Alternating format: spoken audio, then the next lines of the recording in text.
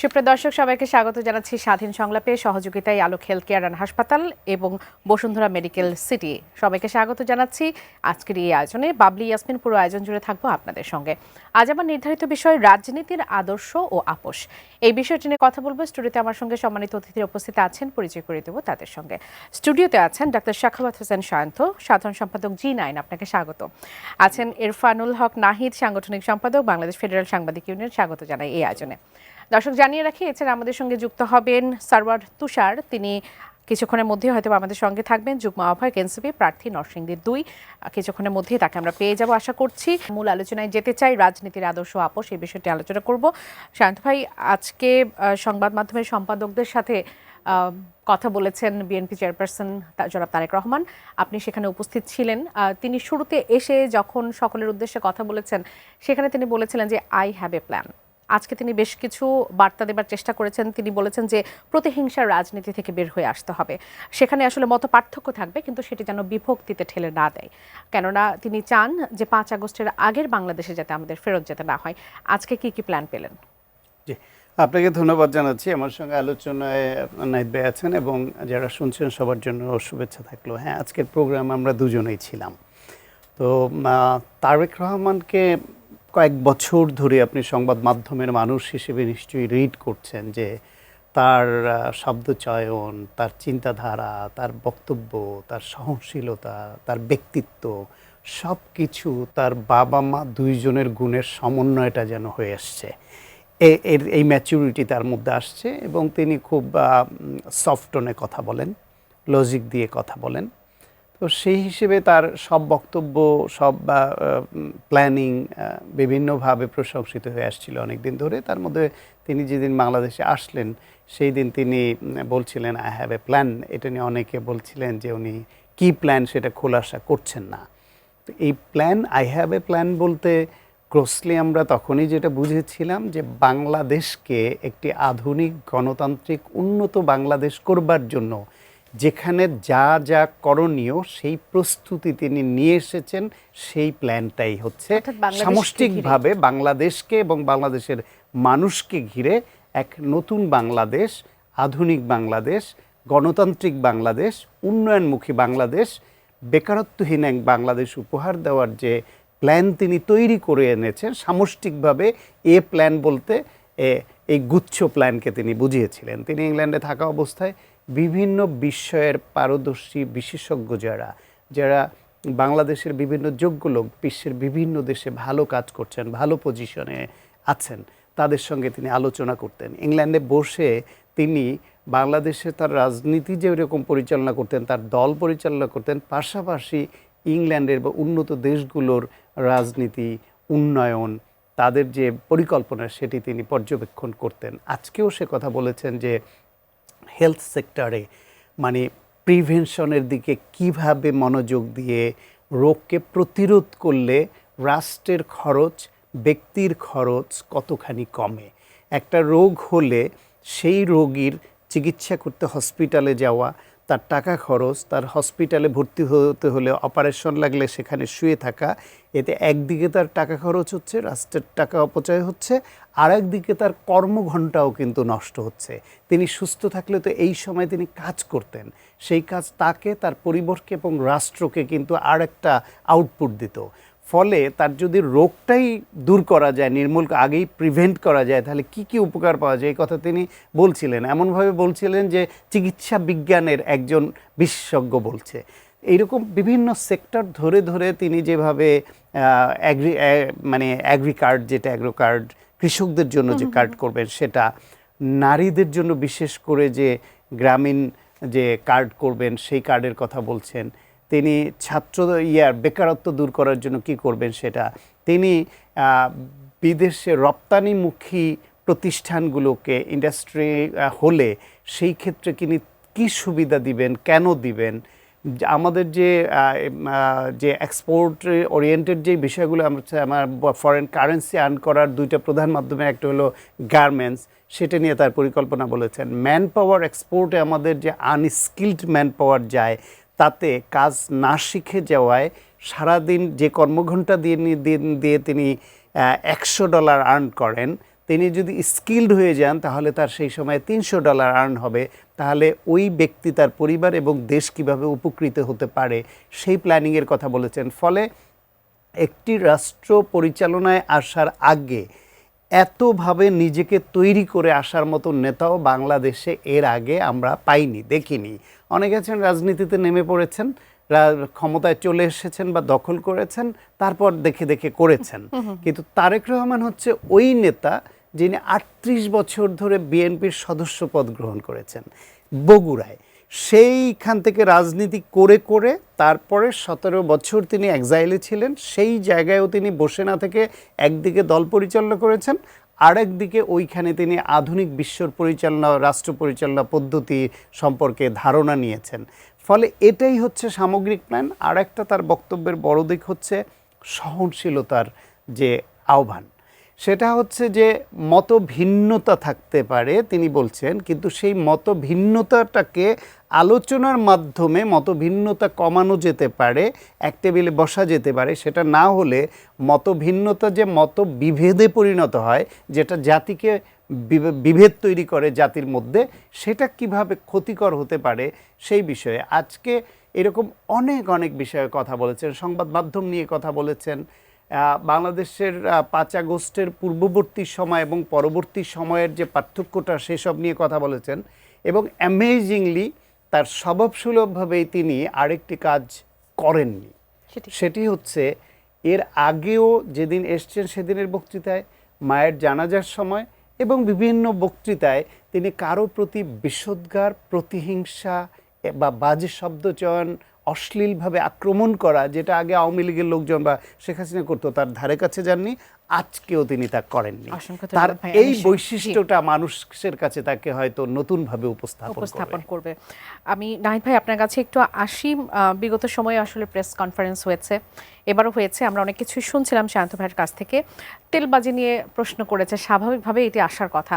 আপনি একটু তফাৎ করে বলবেন যে বিগত সময়ের প্রেস কনফারেন্স আর আজকের প্রেস কনফারেন্সের মধ্যে তফাৎটা কোথায়? না দেখুন, বিগত সময়ের যে প্রেস কনফারেন্সগুলি ছিল এগুলো থেকে তো আমরা একটা শিক্ষা নিয়েছি। 5 আগস্ট একটা ঘটনা ঘটেছে। তো এখন প্রশ্নকর্তা এবং প্রশ্নের উত্তরদাতা দুজনে কিন্তু খুব সতর্ক। এখন যদি আপনি আবার তারেক রহমানের কন্টেন্টে ধরেন যে উনি কিন্তু খুবই ম্যাচিউরড আমার কাছে মনে হয়েছে। মানে আমি তো ওনাকে ধরেন 21 বছর আগে দেখেছি সরাসরি, আর আজকে দেখলাম। তো এর বাইরে 2-1বার হয়তো কথাবার্তা হয়েছে নানান কারণে, কিন্তু উনি যে প্রস্তুতি নিয়ে এসেছেন ওনার যে দেশের জন্য, উনি আমার মনে আছে বেশ কিছুদিন আগে একটা কনফারেন্সে ছিলেন। উনি সেই রায়পুরা, মানে নরসিংদী রায়পুরার এক এমপি প্রার্থী আছে, উনি প্রকৌশলী। তো উনি নাম ধরে বলছেন যে তোমার এখানে কী কী আছে আমি দেখাচ্ছি। তো উনি উপরের ডেস্ক থেকে বের করে কতগুলো পুকুর আছে, কতগুলো কী আছে বিবরণ দিচ্ছিলেন। তা আমি ওই ভিডিওটা বলতে, আমার মনে হচ্ছিল যে উনি খুব স্টাডি, মানে উনি খুব প্রিপেয়ার্ড। একদম প্রিপেয়ার্ড মানুষকে কিন্তু আপনি ইচ্ছা করলেই আপনি যাতা বলে শেষ করতে পারবেন না। শান্ত ভাই যেটা বললেন যে আজকে উনি আসছেন, আজকে বেশ কিছুদিন হয়ে গেল না, এর মধ্যে কিন্তু উনার মুখ দিয়ে কোনো প্রসঙ্গে কোথাও কোনো মানে বিরোধী পক্ষ বা বিরোধী দল বা আওয়ামী লীগ কারোর বিপক্ষে কোনো বিশুদ্ধার বা কোনো বাজে কথা কিন্তু বের হয়নি। তো আমার মূল্যায়ন হচ্ছে যে আসলে আগে সেই চর্চাটা হবে না। আজকে হয়তো আপনারা দেখবেন যে একটা বিষয় আমি বলেছিলাম যে মাননীয় চেয়ারম্যান, এই বিষয়টা কিন্তু উনি সরাসরি রিফিউজ করেছে যে আপনি আমাকে মাননীয় বলবেন না। তো এটা মাননীয় আসলে আমাদের মানে আমাদের প্র্যাকটিসের মধ্যে আছে মাননীয় বলা। তো এই প্র্যাকটিসটাকে উনি ভাঙতে যাচ্ছেন, এটা ওনার একটা ভালো চেষ্টা। তো আমি এটাকে সাধুবাদ জানাই, এবং এটা করতে পারলে অবশ্যই উনি ভালো জায়গায় থাকবেন। আর যেটা আমি বলতেছিলাম যে আগের যে প্রেস কনফারেন্সগুলো হতো, আপনি কি দেখেছেন প্রেস কনফারেন্সগুলিতে? আপনি আসলে কি এটা কি কোনো মানে রাষ্ট্রপ্রধান বা সাংবাদিকের প্রেস কনফারেন্স হতো? আপনি তো এই মিডিয়ারই কর্মী। তো এটা হতো কি এক ধরনের শুরু হতো যে আপনি এই করেছেন, আপনার তুলনাহীন, আপনি সব আনসার সাংবাদিকই করে দিত। উনি শুধু হাসতো আর হ্যাঁ বলতো। আজকে কি করেছেন আপনারা? আমরা তো আজকে যে কথাবার্তা হয়েছে, আপনি মাহফুজা নামের কথাবার্তা ধরবেন, আপনি মতিউর রহমান চৌধুরী বলছেন, যারা বলেছেন, মাহমুদুর রহমানের বক্তব্য তো আপনি শুনে থাকবেন, স্পষ্ট করে বলেছে যে আপনি 17 বছরের বলেছে, হয়তো তারেক রহমান জানেন, তারপরেও মাহমুদ ভাই সংখ্যা প্রকাশ করেছে আপনি হয়তো জানেন না, আপনাকে আমি জানাবো।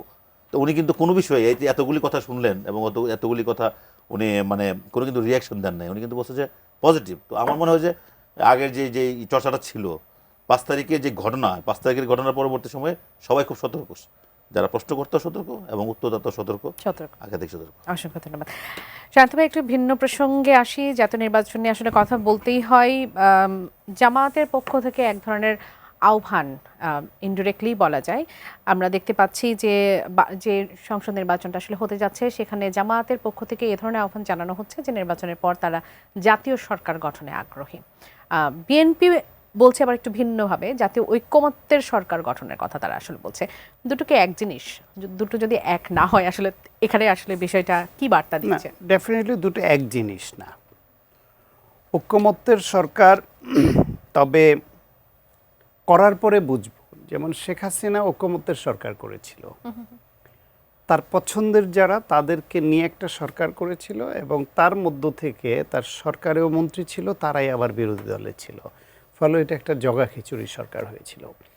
গণতন্ত্রে আসলে এই ধরনের বিধি ব্যবস্থা কারোর জন্য মঙ্গলজনক হয় না। কারণ হচ্ছে জাতীয় সংসদে যদি সরকারকে চেস করবার মতো, তাদেরকে চ্যালেঞ্জ ছুড়ে দেবার মতো, তাদের ভুল ত্রুটি ধরিয়ে তাদেরকে প্রেশার ক্রিয়েট করবার মতো বিরোধী দল না থাকে, তাহলে ওই জাতীয় সংসদ কখনো কার্যকর হতে পারে না। তারপরেও বাংলাদেশে যেরকম 1971 সনের যুদ্ধের পরে অনেকেরই এখন মনে করেন যে একটা জাতীয় সরকার না হওয়াটা ভুল ছিল। জাতি গঠন করবার জন্য, রাষ্ট্র গঠন করবার জন্য যুদ্ধ পরবর্তী বিধ্বস্ত একটা দেশে যদি জাতীয় সরকার হতো, এককভাবে শেখ মুজিবই মহাক্ষমতাধর হয়ে না উঠতো, তাহলে যে ভুলগুলি হয়েছে হয়তো হতো না। ঠিক একইভাবে 5 আগস্ট পরবর্তী সময়ে অনেকে মনে করে যে এইটাকে তখনই জাতীয় সরকার হওয়া উচিত ছিল, কিন্তু হয়নি। কিন্তু এখন একটা নির্বাচনের মাধ্যমে যদি সব পক্ষ এক হয়ে এটাকে কোনো সংসদে বিরোধী দল রাখতে হবে বা বিরোধী পক্ষ থাকতে হবে, এটা না করে যদি সবাই মিলে নির্বাচিত জাতীয় সরকার হয়, নির্বাচনের পরে নির্বাচনটা যদি ওই কাজে ব্যবহার করে যে কারা কত শতাংশ বা কত আসন পেয়েছে তার ভিত্তিতে মন্ত্রী পরিষদে জায়গা পাওয়া বা গুরুত্বপূর্ণ পদ পাওয়া, এই একটা ফর্মুলা নিয়ে যদি জাতীয় সরকার গঠন করে, সে যেই আলোচনাটা সম্ভবত জামাতের পক্ষ থেকে তুলেছে। আর বিএনপির যে মোটিভ সেটা হচ্ছে ঐক্যমত্যের সরকার হচ্ছে বিএনপির যে সংস্কার নীতিমালা, বিএনপির যে চাওয়া, দীর্ঘদিন ধরে একসঙ্গে ফ্যাসিবাদ বিরোধী আন্দোলন করেছে যারা সঙ্গে ছিল, তাদের মধ্যে যারা 31 দফায় অ্যাগ্রি করে, রাষ্ট্র মেরামতের 31 দফা, তাদের মধ্যে যারা বিএনপির যে এই ঐক্যমত্য কমিশনে যে সংস্কার প্রস্তাবগুলো উঠলো, জুলাই সনদ উঠলো, সেখানে বিএনপি যে প্রস্তাব দিয়েছে এগুলোতে যারা ঐক্যমত্য পোষণ করে, অর্থাৎ নোট অফ ডিসেন্ট বাদ দিয়ে বিএনপির সঙ্গে ঐক্যমত্য পোষণ করবে যাদেরকে নিয়ে একমত হয়ে সুন্দরভাবে যেরকম রাষ্ট্র পরিচালনা করতে চান, এবং তারেক রহমান বা তার দল বিএনপি যেরকম রাষ্ট্র ব্যবস্থা তৈরি করতে চান, যেরকম তার যে প্ল্যান, যে I have a plan or we have a plan, সেই প্ল্যানের সঙ্গে যারা একমত হন এটাকে এগিয়ে নিতে, শুধু তাদেরকে নিয়ে তিনি সরকার গঠন করবেন, যেটাকে ঐক্যমত্যের সরকার বলছে। ঐক্যমত্য মানে হচ্ছে বিএনপি প্রধান দল, বিএনপির সঙ্গে যারা একমত পোষণ করবে রাষ্ট্র পরিচালনা এবং তার প্ল্যান বাস্তবায়নে, তাদের নিয়ে ঐক্যমত্য সরকার হবে। আর জামাতের প্রস্তাবনা ভিন্ন। তবে নির্বাচনের ফলাফলের উপর অনেকটা নির্ভর করবে। যদি দেখা যায় বিএনপি খুব মেজরিটি সংখ্যক আসন খুব এমনভাবে পায় যে তারা নিজেরাই 2/3 অথবা সরকার গঠনে সক্ষম, তাদের যে সঙ্গের যে জোট সঙ্গী যারা তাদের নিয়ে, তাহলে জামায়াতের এই আবেদন নিবেদন খুব বেশি কাজে নাও আসতে পারে, অথবা বিএনপির যে মত সেই মতে ঐক্যমত্য পোষণ করে জামাত যদি আসে তাহলে একটা হতে পারে। সেক্ষেত্রে কি হবে শান্ত ভাই? সেক্ষেত্রে কি হবে যদি ধরেন যে জামাত ঐক্যমত্যে যদি আসে, তাহলে আবার বিরোধী পক্ষের কি হবে? বিরোধী পক্ষ ছাড়া একটা রাষ্ট্র, মানে সেটা তো শুরুতেই আমি বলেছি যে সেটা খুব ভালো কার্যকর সংসদ হয় না। কিন্তু যদি উল্টাটা হয়, আবার এরকম হয় যে বিএনপি যেরকম আমরা ধারণা করছি, জনগণ ভোট না দেওয়া পর্যন্ত তো আমরা সবই স্পেকুলেশন, যে বিএনপি খুব কনফিডেন্টলি আছে যে আমরা 2/3 মেজরিটি পাবো, এই পাবো ওই পাবো। আবার জামাত নীরবে কাজ করে যাচ্ছে, যে জামাতকে ইয়াং জেনারেশন ধর্মভিত্তিক রাজনীতি পছন্দ করতো না, সেখানে ছাত্র সংসদগুলো নির্বাচন দেখলে বোঝা যাবে যে জামাত সেইভাবে কতখানি ম্যাসিভলি ঢুকে পড়েছে। নারীদের ব্রেন ওয়াশ করবার জন্য প্রান্তিক জনগোষ্ঠীর নারীদের মধ্যে নানান সুবিধা এবং ধর্মের অপব্যাখ্যা দিয়ে প্রলুব্ধ করে যেভাবে নারীদের মধ্যে তারা অনেকখানি ঢুকে পড়েছে, বিএনপি যদি এইটার বিরুদ্ধে ম্যাসিভ ক্যাম্পেইন করতে না পারে যে ওরা যা বলছে ধর্মের অপব্যবহার করছে, মিথ্যা প্রতিশ্রুতি দিচ্ছে, বিএনপি কেন সেরা, কেন অতীতের অভিজ্ঞতা আছে, কি চায় ভবিষ্যৎ বাংলাদেশে, সেইভাবে যদি ক্যাম্পেইন করে তারা যদি এইটার বিরুদ্ধে বয়ান তৈরি করতে সক্ষম না হয়, তাহলে কিন্তু রেজাল্ট অন্যরকম যদি হয়ে যায় যে জামায়াতের আসন সংখ্যা বেড়ে গেল এমন যে তারা সরকার গঠনের মতো পাবে না, এটা অ্যাবসলিউটলি সবাই জানে, কিন্তু সংখ্যাটা বেড়ে গেল, তখন তাদের বার্গেনিং যে পাওয়ার সেটা বেড়ে যাবে, টুলসটা স্ট্রং হয়ে যাবে, বার্গেনিং টুলসটা। তখন হয়তো এখন বিএনপি যত শক্তভাবে বলছে আমরা ঐকমত্যের সরকার গঠন করব, তখন যদি দেখে যে জামায়াত ইসলাম বেশি আসন নিয়ে, এনসিপি নিয়ে শক্ত অবস্থান নিয়ে মাঠে থাকবে এবং ওই সরকারকে ডিস্টার্ব করবে, তখন রিথিঙ্কিং তাদের করতে হতেও পারে। সুতরাং নির্বাচনের রেজাল্টের উপর অনেকখানি নির্ভর করবে এই আলোচনা কোন গোলে পৌঁছায়। একদম। দুজন দর্শক আছে, তাদের প্রশ্ন একটু নিতে চাই। দর্শক স্বাগত জানাই, কে বলছেন, কোথা থেকে বলছেন, আপনার প্রশ্নটি করবেন। আসসালামু আলাইকুম। জি ওয়ালাইকুম সালাম। আমি মুক্তার আলী বগুড়া থেকে বলছিলাম। জি আপনার প্রশ্নটি করবেন। আমি দুটো প্রশ্ন, আবার শম্ভু ভাইয়ের কাছে আবার দুটো প্রশ্ন আমার। জি। আমি প্রশ্নটা হচ্ছে কি, আমাদের দেশে বর্তমানে মানে মামলার সংখ্যা বেড়ে গেছে এবং রোগীর সংখ্যাও বেড়ে গেছে। তো এখন আমি সাথে সরকারের টাইমে উপজেলা ভিত্তিক মনসেপ কোর্ট ছিল। তো এই সরকার যে সরকারি ক্ষমতায় আসুক না কেন, এই কোর্টটা যদি উপজেলা ভিত্তিক চালু করা হয়, জেলা শহরে কোর্টে গেলে মানুষ আর মানুষ, মানুষ আর মানুষ, মানুষে মানুষে আটে না। প্রত্যেক উপজেলায় উপজেলায় যদি এই মামলাগুলো যদি করা হয়, তাহলে আমাদের সময় এবং অর্থ দুটোই কম হবে। আর এই যে ডাক্তারদের বিষয়ে যে আমি আরেকটা বলবো, ডাক্তাররা যে ফি নেয়, এই ফিটা অন্তত একটা লিমিটেডের ভিতর নিবে, একটা সরকার একটা নির্ধারিত করে দিবে এই টাকা নিবে। আর উকিল যারা আছে তারাও যেন এটা একটা মানে নির্ধারিত ফি নেয়, তাহলে জনগণের জন্য উপকার হবে। যেহেতু আপনি দায়িত্ববান মানুষ, আপনারা দুইজনই, আপনাদের কাছে অনুরোধ থাকলো এই কথাগুলো আপনারা আলোচনা করবেন, এটা আমার প্রশ্ন আর কি। জনাব মুক্তার আলী, আপনাকে অসংখ্য ধন্যবাদ। থাকুন আমাদের সঙ্গে। আরো একজন দর্শক আছেন এই মুহূর্তে, তার প্রশ্নটি নিতে চাই। দর্শক স্বাগত জানাই, কে বলছেন, কোথা থেকে বলছেন, আপনার প্রশ্নটি করবেন। আসসালামু আলাইকুম। জি ওয়ালাইকুম সালাম। আমি পিন্টু দুয়ারি পটুয়াখালী থেকে বলছি। জি আপনার প্রশ্নটি করবেন।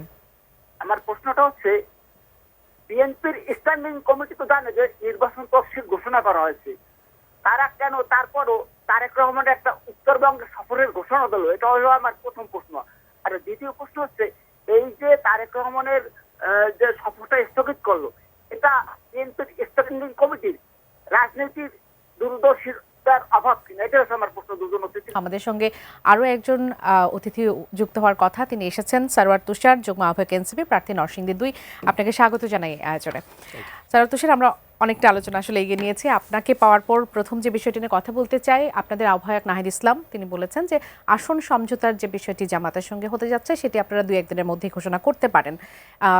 কোন পর্যায়ে রয়েছে আপনাদের আসন সমঝোতা, কতটি আসন পেতে পারেন মোটামুটি একটু যদি ধারণা দেওয়া যায়। আপনাকে ধন্যবাদ। এবং আমি প্রথমত একটু দুঃখ প্রকাশ করি যে আমার একটু অনিবার্য কারণে দেরি হয়েছে।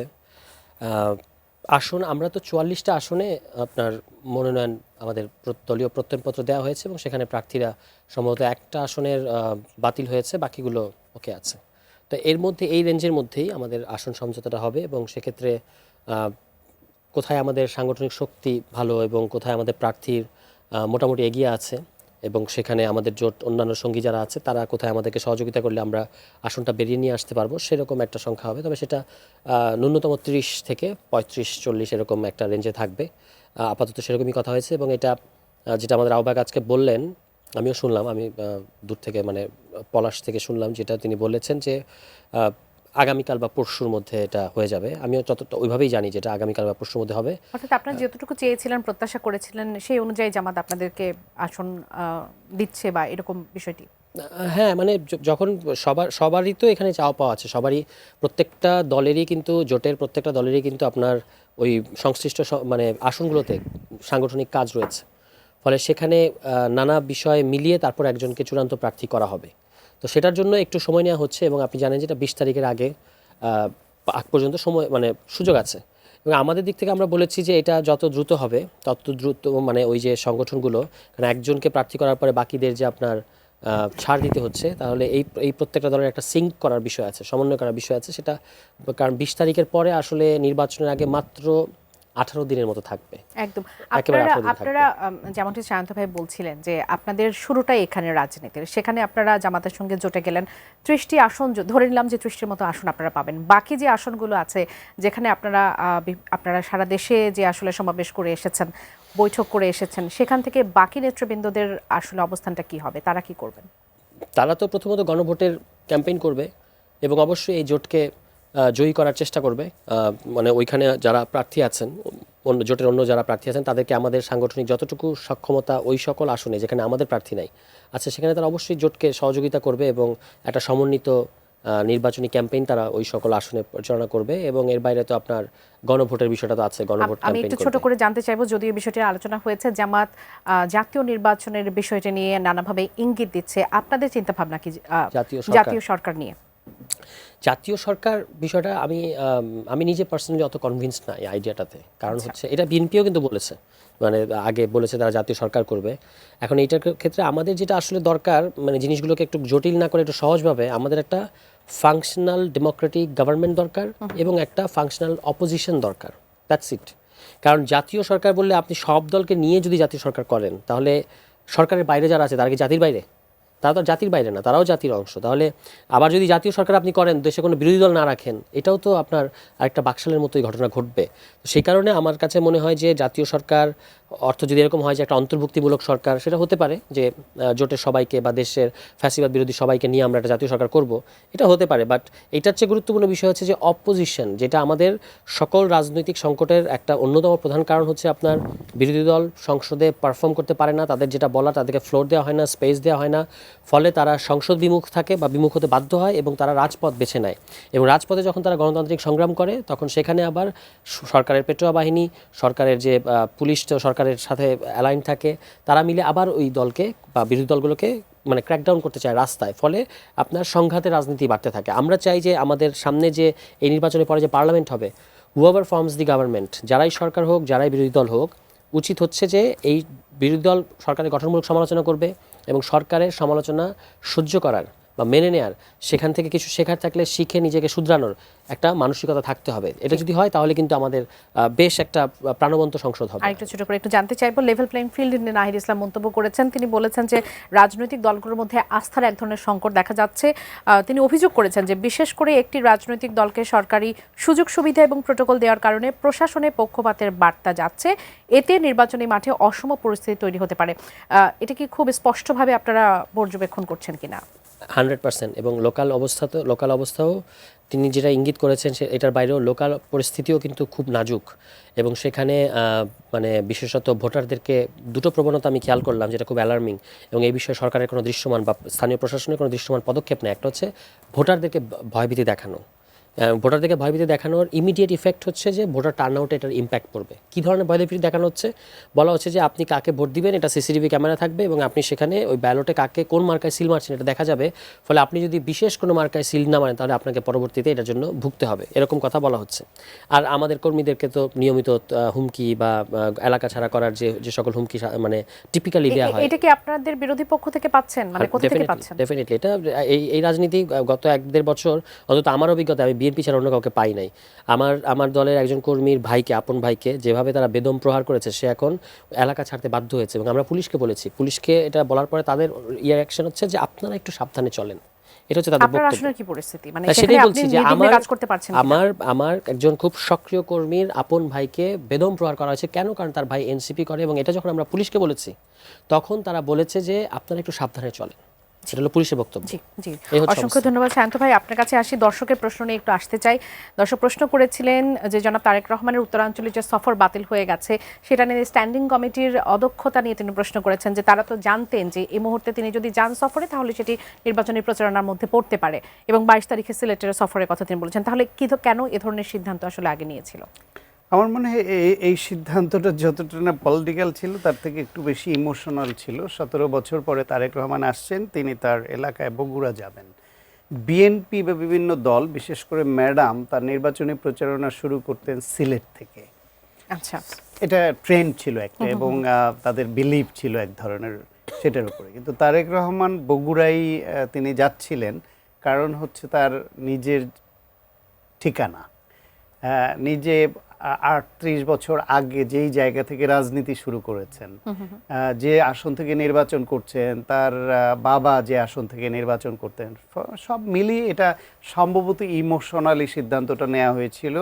তারা হয়তো ভাবেননি যে যেহেতু এখনো মার্কার পক্ষে প্রচারণা বা এটা চলছে না, তিনি রাজনৈতিক দলের নেতা হিসেবে 17 বছরের পরে এসছেন এবং সেই হিসেবে তিনি যাবেন, ওই বিবেচনায় নেওয়া হয়েছিল হয়তো। এটা ইমোশনালি এটা না নিলে ভালো হতো। এবং নেওয়ার পরে দেখেন ছোটোখাটো ভুল তো এরকম হতেই পারে, যে কারো হতে পারে। তবে পজিটিভ হচ্ছে নির্বাচন কমিশন যখন বিএনপিকে অনুরোধ করলো যে আপনার এটা নিলে এটা নিয়ে নানান রকমের প্রশ্ন উঠছে এবং উঠবে, এটা জাতীয় নির্বাচনকে প্রশ্নবিদ্ধ করতে পারে বা নির্বাচন কমিশনকে প্রশ্নবিদ্ধ করে, সেই জন্য আপনাদের এটা করা উচিত হবে না। বিএনপি কিন্তু বিনা বাক্য ব্যয়ে সেই সফর বাতিল করেছে। সুতরাং একটা হচ্ছে তারা আরও ক্যালকুলেটিভ হতে পারতো, আরও ম্যাচুরিটির পরিচয় দিতে পারতো, এটা যেমন সত্য। আবার ছোটোখাটো এরকম ভুল সিদ্ধান্ত হলে বা বিশেষ কোনো কারণে সিদ্ধান্ত নিলে যদি দেখা যায় যে এর কারণে বড় ধরনের ক্ষতির আশঙ্কা আছে, তাহলে সেখান থেকে নিজেদেরকে সরিয়ে আনাটাও ম্যাচুরিটি। তারা এই ম্যাচুরিটিটা দেখে। জি ভাই, আমি একটু জানতে চাইবো যে শিরোনামটির কথা বলছিলাম, সেই সাথে জনাব সারওয়ার তুষার যেমনটি বলছিলেন যে এই প্রশ্নটি না বারবার আসছে যে সরকার এবং গণমাধ্যম একটি দলের প্রতি ঝুঁকেছে। বিশেষ করে এনসিপির পক্ষ থেকে কিন্তু এই দাবিটা আমরা বারংবার আসলে শুনতে পাচ্ছি। মানে সরকার এবং গণমাধ্যম কেন একটা দলের প্রতি আসলে ঝুঁকবে? তারা কি ধরেই নিচ্ছে যে এই দলটি আসলে ক্ষমতায় আসবে বলে কি সেদিকে ঝুঁকে যাচ্ছে, নাকি এরকম কোনো কিছু আপনি দেখছেন না? মানে আপনার অভিজ্ঞতার কথা একটু জানতে চাইবো। ওয়েল, এটা বলার আগে আমি আরেকজন দর্শকের একটা প্রশ্ন ছিল বগুড়া থেকে, আমি তাকে অ্যাপ্রিশিয়েট করতে চাই। চিকিৎসা নিয়ে তিনি কথা বলেছেন, আইন নিয়ে কথা বলেছেন এবং খুবই ন্যায্য দাবি তিনি তুলেছেন। একটা বলেছেন ডিসেন্ট্রালাইজেশন, বিচার বিভাগ ওই যে আদালতে জজ আদালতে জেলা সদরে যেতে যে পরিমাণ টাকা, সময়, সেটা উপজেলায় করা হয়। বেসিক্যালি শুধু বিচার বিভাগ না, চিকিৎসা, বিচার বিভাগ, প্রশাসনিক বিভিন্ন বিষয়ে যে ডিসেন্ট্রালাইজেশন যে দরকার, সকল মানুষকে জেলায় আসতে হবে, তারপর বিভাগে আসতে হবে, ঢাকায় আসতে হবে। বলে যে ঢাকায় নাকি টাকা ওড়ে, সেই জন্য সবাইকেই টাকা ধরতে ঢাকায় আসতে হবে। মিনিংটি হলো এরকম আসলে যে ঢাকায় আপনি এলে আপনি একদম ক্লিনার থেকে শুরু করে যে লেভেলেই থাকেন আপনি কিছু না কিছু করে খেতে পারবেন, এখানে আপনি না খেয়ে মরবেন না, এরকম একটা ধারণা প্রচলিত আছে দেশে। যে কারণে সকল মানুষ দেখবেন স্রোতের মতো ঢাকায় ছুটে। পাশাপাশি আবার সচিবালয়ের কাজ, এই শিক্ষা ভবনের কাজ, ওই স্বাস্থ্যতে কাজ, হৃদরোগ হাসপাতাল, সারা বাংলাদেশের 8টা বিভাগে 8টা হলে অসুবিধা ভালো হতো। তো সবাইকেই ঢাকা আসতে হবে, কিডনির জন্য চিকিৎসার জন্য ঢাকায় আসতে হবে। এখন ডিসেন্ট্রালাইজেশন হচ্ছে, কিছু হসপিটাল হয়েছে, আরও যদি হয় এরকম সমস্ত ক্ষেত্রে। আর একটা হলো খরচ কমানো। আইনজীবীর একজন যে মামলায় পড়ে সে বুঝে যে মামলা চালাতে কিভাবে সর্বশান্ত হয়, যে একটা জটিল রোগে পড়ে সে জানে যে ওই রোগের চিকিৎসা করতে গিয়ে কিভাবে সর্বশান্ত হয়। ফলে চিকিৎসকদের যেরকম এটা করে খেয়ে পড়ে বাঁচতে হয় তাদের নিতে হবে, কিন্তু সেটারও একটা সামঞ্জস্য থাকা দরকার, সিস্টেমের মধ্যে আনা দরকার। ফলে ওই ভদ্রলোক যে প্রপোজাল দিয়েছেন আমার খুব পছন্দ হয়েছে। জনগণের মধ্য থেকে যে এইরকম সুন্দর ভাবনা এবং প্রপোজাল এবং প্রেশার আকারে আসে, দলগুলো সেটা মানতে হয়তো বাধ্য হয়। আর তুষারেরটা পরে এসে বলবো না, পরে আপনার কাছে আসি। আমি নাহিদ ভাইয়ের কাছে ছোট করে ওই প্রশ্নের উত্তরটা একটু নিতে চাইবো। সরকার এবং গণমাধ্যম একটা দলের প্রতি আসলে ঝুঁকে যাচ্ছে কেন? না, ঝুঁকে যাচ্ছে হচ্ছে এটা হচ্ছে আপনি ধরেন আজকে যেটা বললো নাহিদ ইসলাম, সাংবাদিকদের বললো যে ঝুঁকে যাচ্ছে। আসলে ঝুঁকে যাওয়ার বিষয়টা আমার কাছে নানানভাবে তথ্য আছে যে ধরেন সরকার বিরোধী পক্ষ দুই পক্ষ তো ধরেন বিএনপির পক্ষের সাথে ঝুঁকে আছে, আমার কাছে তথ্য আছে সাংবাদিক হিসাবে। তো আমি তো এটা ধরেন এটা হচ্ছে যে ধরেন ইলেকশন আসলে একটা জিনিস হয় কি যে ধরেন প্রতিপক্ষকে ইয়ে করার জন্য ব্যস্ত রাখার জন্য নানানভাবে করা, আমার মনে হয় এরকম একটা অংশ। কারণ ঝুঁকে থাকে, কারণ এই সরকারে তো নাহিদ ইসলাম ছিলেন। আপনি মনে করছেন না যে আসলে এরকম ঝুঁকে যাচ্ছে? আমি এই সরকারে তো নাহিদ ইসলাম ছিলেন, এর বাইরে তো কিছু না। নাহিদ ইসলাম তো এখানে এনজিও করে আসছেন, তারপরে ছিলেন আসিফ মাহমুদ ভুইয়া ছিলেন, তো ওনারা তো ছিলেন, তো ওনাদের হাতেই তো সাজানো। এই মাহফুজ ছিলেন, ওনাদের হাতেই তো সাজানো, এবং ডক্টর ইউনূস ওনারাই নিয়ে আসছেন, ওনাদের হাতে সাজানো সব। বাইরে থেকে তো আমেরিকা থেকে বা লন্ডন থেকে তো তারা কোনো কিছু নিয়ে আসেন নাই, উনি তো একা আসছেন। তো আমার কথা হচ্ছে যে এটা বলার জন্য বলা। আর সবচেয়ে বড় বিষয় হচ্ছে যে আপনার ধরেন সমালোচনা এবং বিরোধিতা দুই বিষয়। আপনি সমালোচনা করতে পারেন, বিরোধিতা করলে কিন্তু দুই পার্ট হয়ে যায়। তো দেশ তো আর দুই পার্ট করে চললে হবে না, সমালোচনা তো করা যাবে। নাহিদ ইসলাম যেটা বলছে এটা সমালোচনা, এটা খুবই সমালোচনার পর্যায়ে পড়ে। প্রশাসনিক বিষয়টি নিয়েও তিনি বলেছেন যে প্রশাসনিক প্রোটোকল থেকে শুরু করে যেটি আচ্ছা, আসলে এখন বিএনপি হ্যাঁ, এই যে আমি পাচ্ছে। এই জায়গাটা যাচ্ছিলাম যে ধরেন প্রোটোকল কাকে দিচ্ছে, একটা ব্যক্তিকে, কিন্তু যার জীবনের ঝুঁকি রয়েছে, এটা লোকাল এবং ইন্টারন্যাশনাল গণমাধ্যম এবং যারা বলতেছেন তারাও স্বীকার করেন যে তার জীবনে যে একটা ঝুঁকি রয়েছে। উনি আসার অনেক প্রক্রিয়ার পরে কিন্তু উনি দেশে এসেছেন এবং ওনার জীবনে একটা ঝুঁকি রয়েছে। কেন? ওনার মতো এরকম ট্রিপল স্টার কিন্তু আর নাই বাংলাদেশে, একজনও নাই, ছিল না বাংলাদেশে ইতিহাসে কোনো। কারণ তার বাপ ছিল জেনারেল, রাষ্ট্রপতি, মা প্রধানমন্ত্রী, তারপরে তার বাংলাদেশের বড় দলের চেয়ারম্যান, তারপরে রাষ্ট্র ক্ষমতা যাওয়ার একটা সম্ভাবনা আছে, তারপর ওনার রাজনীতির নতুন দর্শন তৈরি হয়েছে। উনি, আপনি বাংলাদেশের রাষ্ট্রপ্রধান শেখ মুজিবুর রহমান হত্যা হয় নাই, তারপর জিয়া রহমান হত্যা হয়নি, তো ওনার ব্যক্তি হিসেবে তো ওনার একটা সংখ্যা থাকতেই পারে, হয়তো এই কারণে প্রোটোকল পাচ্ছেন। ব্যক্তি আর দলের অন্য কোনো নেতাকে কি দেওয়া হচ্ছে না, কিন্তু শুধুমাত্র ওনাকে দেওয়া হচ্ছে কেন? এটা কিন্তু আস্তে আস্তে আমি দেখব গতকালকে উনি হেঁটে, আজকে বোধহয় গতকালকে উনি হেঁটে অফিসে এসেছেন। তো আস্তে আস্তে জিনিসটাকে মানে অ্যাবজর্ব করার চেষ্টা করতেছেন, কারণ হুট করে ধরুন একটা অ্যাক্সিডেন্ট হয়ে গেলে কিন্তু সবার বোধহয় পড়বে, তখন কিন্তু যারা অভিযোগ করছেন তারাই বলবে যে আসলে এটা করা দরকার ছিল, ওইটা করা দরকার ছিল। জি। সুতরাং আমি মনে করি যে এটা অসংখ্য বাড়াবাড়ি কিছু না, ধন্যবাদ। আস্তে আস্তে অ্যাডজাস্ট হয়ে যাবে। জি, জনাব সারাত হোসেন, আপনার কাছে আসি আবারও। এনসিপিকে ঘিরে সম্ভাবনার যে জায়গাটি আসলে সবাই দেখছিল, সেটি মূলত গভীর সংকটের মুখে পড়েছে মুক্তিযুদ্ধ বিরোধী একটা কেন্দ্রিক একটা বিতর্ক নিয়ে এবং দলীয় আদর্শ সহ বিভিন্ন কারণে। বিশেষ করে যখন জামাতের সঙ্গে জোট করা হয়েছে, এই প্রশ্নটি সর্বাগ্রে আসছে যে বড় আদর্শিক পরীক্ষার মুখে আপনারা পড়েছেন। আপনার কাছে কি মনে হয়? না, আমি সেরকম মনে করি না, কারণ এটা তো একটা নির্বাচনী অ্যালায়েন্স হয়েছে এবং এনসিপিকে সমস্ত নতুন বন্দোবস্ত ইত্যাদির বার্ডেন দিয়ে বাকি সবাই আগের যা যা খুশি করবে, আর এনসিপি শুধু নতুন বন্দোবস্ত করতে করতে সব কিছুর বাইরে থাকবে। এটা তো একটা ট্র্যাপ। তো এই ট্র্যাপে তো আমাদের পড়া উচিত হবে না। ফলে আমাদেরকে ভাবতে হয়েছে যে আমাদের মানে দলের 1 বছরের মধ্যে একটা ইলেকশন এসছে, বাংলাদেশের ইতিহাসে সবচেয়ে গুরুত্বপূর্ণ ইলেকশন, এবং এই ইলেকশনের পরে যে পার্লামেন্ট হবে এটা একটা অত্যন্ত গুরুত্বপূর্ণ পার্লামেন্ট এবং সেই পার্লামেন্টে সংস্কারের একটা বিরাট ভূমিকা থাকবে। আমাদেরকে অবশ্যই এই পার্লামেন্টে পার্টিসিপেট করতে হবে। ফলে পার্টিসিপেট করার জন্য আমাদেরকে এখানে আমরা চাই বা না চাই একটা দ্বিদলীয় মেরুকরণ হয়ে গেছে। আমরাও চেয়েছি যে একটা থার্ড ব্লক করার জন্য, সেটা সম্ভাবনা যে এখনো নাই তা না, সেটা হবে কখনো। আপনারা একা যদি নির্বাচন করতেন তাহলে কি সেই সুযোগটা থাকতো না? টাফ, কারণ হচ্ছে আপনার পুরো ইলেকশনের ব্যাপারটাই হয়ে যাচ্ছে যে একদিকে অর্থশক্তি আর একদিকে হচ্ছে আপনার সাংগঠনিক শক্তি, এই দুটোতে পুরো সারা দেশেই আসলে ইলেকশনটা দুটো দলের মধ্যে বা দুটো বলয়ের মধ্যে বিভক্ত হয়ে গেছে। এটা আমরা পছন্দ করি বা না করি। ফলে সেখানে আপনি মানে আমাদেরকে কিছু মানুষ ভালোবাসবে, কিছু মানুষ আপনার সমর্থন করবে, কিন্তু যেটা আসলে এই যে সাংগঠনিক শক্তি এবং অর্থশক্তির সাথে যে পাল্লা দেয়া, এটা আমাদের পক্ষে সম্ভব না, মানে এই মুহূর্তে অন্তত একটা দলের 7-8 মাস বয়স। স্বাভাবিক।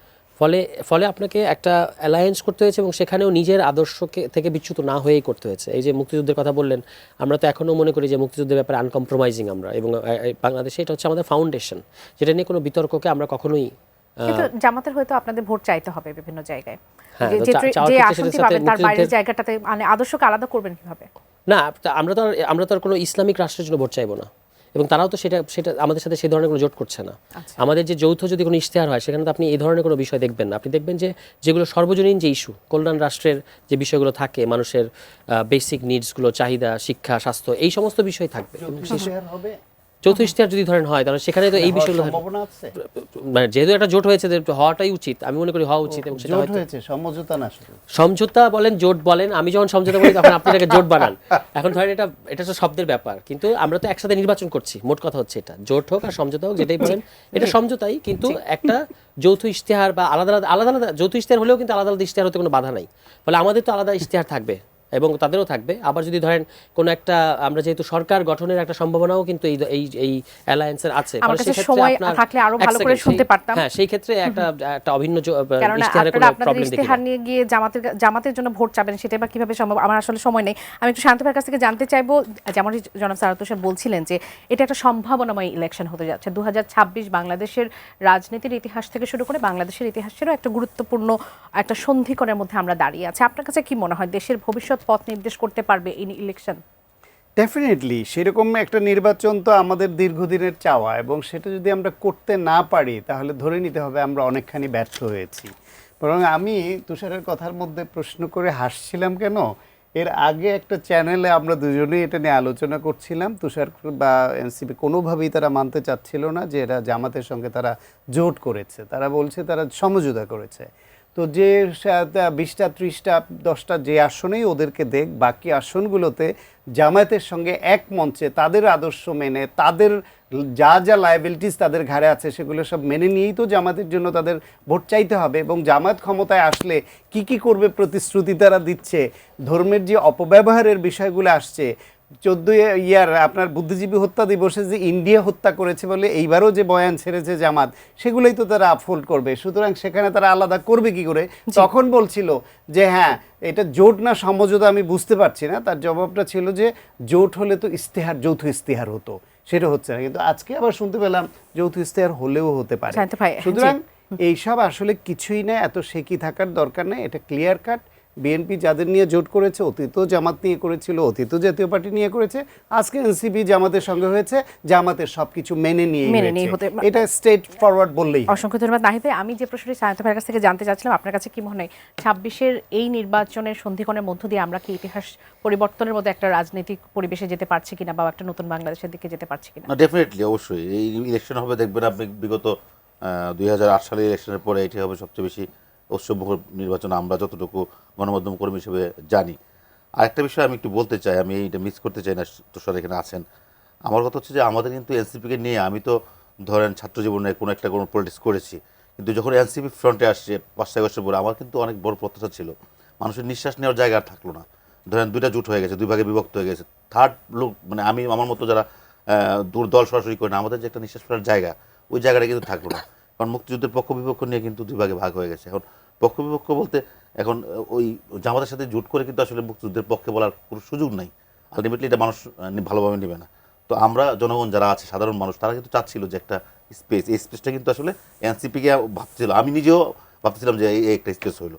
আরেকটা বিষয় আমি বলতে চাই যে ধরেন এই কি বলে এই যে ওরা যে জোট করছে, যে যুক্তিটা যে আমরা সংসদের বাইরে থেকে বা এই আমাদের সংস্কারের কিছু ইস্যু আছে, তো ইস্যুটা আসলে বলার জন্য কিন্তু সংসদের ভিতরে এবং বাইরে, মানে আমার কথা হচ্ছে যে ভিতরে এবং বাইরে বলার জন্য কিন্তু আসলে জোট করে সংসদে যাওয়ার দরকার নাই। কারণ এই দলটা মাত্র 1 বছর হয়েছে, এটা যদি আর একটু সময় দিত, আরও 5 বছর সময় দিয়ে, যদি আরও 10 বছর সময় দিয়ে যদি আরও কাজটা পরিপক্ক হতো, তাহলে আমার মনে হয় যে মানুষের আসলে। অসংখ্য ধন্যবাদ নাহিদ ভাই, আমাদের সময় একেবারেই শেষ। আপনাদের 3জনকেই ধন্যবাদ এবং কৃতজ্ঞতা প্রকাশ করছি আয়োজনে যুক্ত হওয়ার জন্য। দর্শক, আগামী পর্ব দেখার আমন্ত্রণ জানাই, যেখান থেকে বিদায় নিচ্ছি। ধন্যবাদ সঙ্গে থাকার জন্য। শুভরাত্রি।